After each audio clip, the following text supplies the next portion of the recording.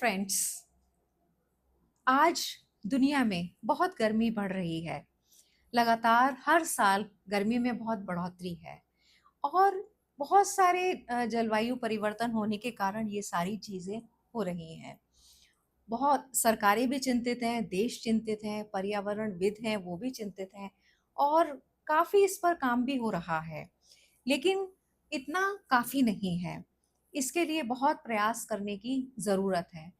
हमें ये सोचना है कि हम छोटा-सा कंट्रीब्यूशन हम क्या कर सकते हैं अपने एनवायरनमेंट के लिए, अपनी अर्थ के लिए। हमसे जो बन पड़े हम वो छोटा-सा प्रयास भी हमारा बहुत महत्वपूर्ण है।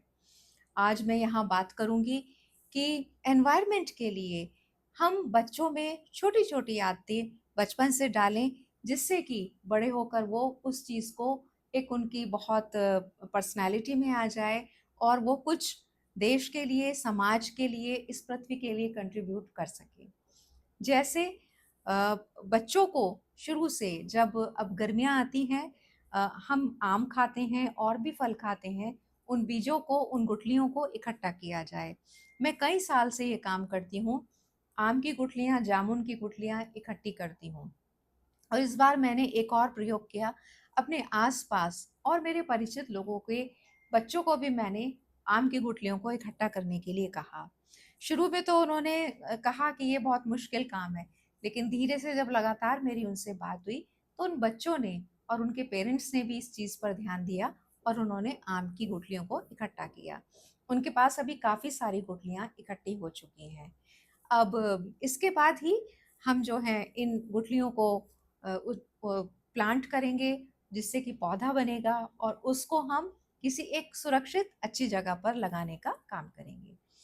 बच्चों में ये हैबिट शुरू से डालें क्या कि गुठलियों को बचाना कैसे और लगता है? फलों के छिलकों को, किचन में जितनी भी चीज़ें निकलती हैं, उनको इकट्ठा करना और उसको हमें कंपोस्ट करना।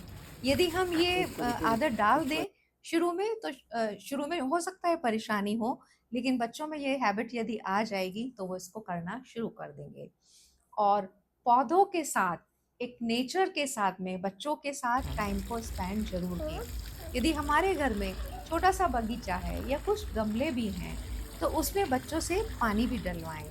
जब हम सैंपलिंग करते हैं, सीड हम बोते हैं, तो बच्चों से उन बीजों को भी बोया जाए।